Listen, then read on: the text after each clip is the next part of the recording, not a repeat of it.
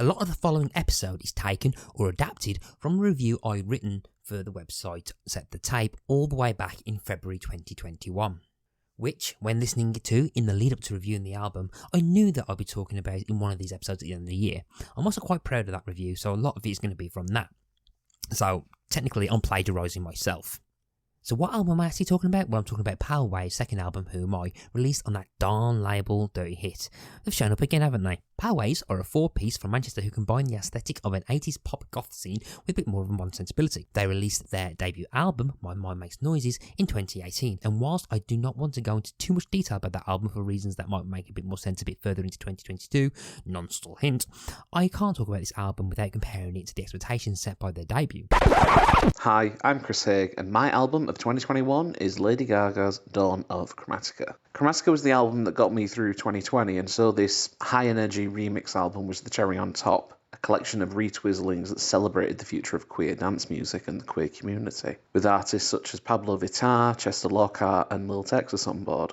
So whether it's full-on deconstructions of songs such as Arca's take on my favourite song of 2020, Rain on Me, fun explorations such as Ashniko's rap pop take on Plastic Doll, or Dorian Electra somehow crafting a new metal disco banger in Replay, or in elevating the original songs such as in Rina Sawayama and Clarence Clarity's stadium rock take on Free Woman, which turned a filler song into a fully fledged single waiting in the wings. Dawn of Chromatica celebrated survival through the lens of a weird, messy, beautiful dance floor. Chromatica asked, can dance music heal? Dawn of Chromatica gave a resounding yes. While My Mind Makes Noises got plenty of praise across the board, it wasn't without some common criticisms. The main one being that over 15 minutes and with 14 tracks, the album felt longer than it should have been.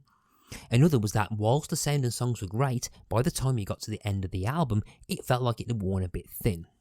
It lacked a bit more variety in such a long track listing. It wasn't helped by constant comparisons to label mates and touring buddies in 1975 either. The album felt like it was caught in between the aforementioned band and The Cure, but aside from that, it still had some good songs and showed that the band had promise and could be in line for greater things. Their gothic image contrasted with their introspective yet subtly optimistic sound and provided an added visual element to the band. So, with Who Am I, Pale Waves take those criticisms head on and craft an album that showcases a broader palette of what they're capable of.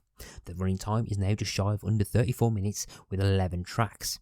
The sound also takes the 80s gothic synth pop influence and adds a tiny bit of pop punk into proceedings, so it's like Robert Smith joined Avril Lavigne in a pub chat which you would dream to be a fly on the wall of. So does this mean that they've pivoted and they now sound completely different? No, in fact their sound has just widened and it fills now covers, and I feel as if I ever use this word, broader spectrum.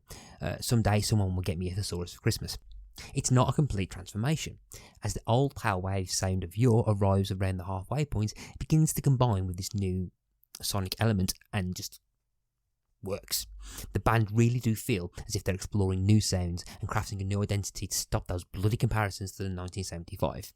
A lot of the appeal from Pale Waves comes from its members. The band consists of frontwoman Heather Barron-Grace, drummer Kiara Doran, guitarist Hugo Savani, and bassist Charlie Wood. And Barron-Grace, especially being more open with herself on this album, and with the press release stating she wants to be the sort of frontwoman she couldn't see when she was growing up. And it's this openness that's the central focus for Who Am I? The question the album title echoes.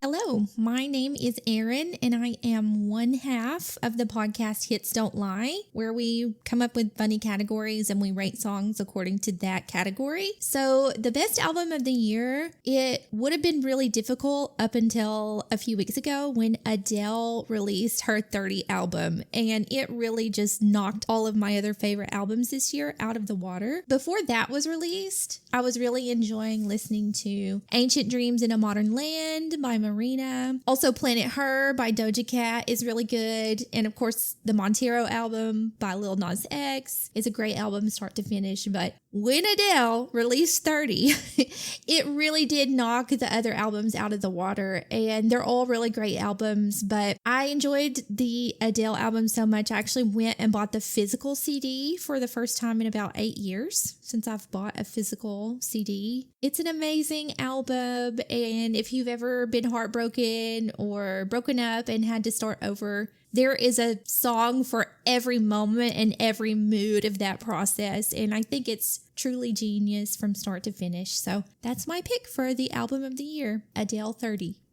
It's this openness that is the central focus for Who Am I, the question in question being the theme that runs through these songs as Baron Grace takes the time to try and answer what that question is. Yet she still acknowledges that there's never a conclusive answer, meaning that the question will remain unanswered.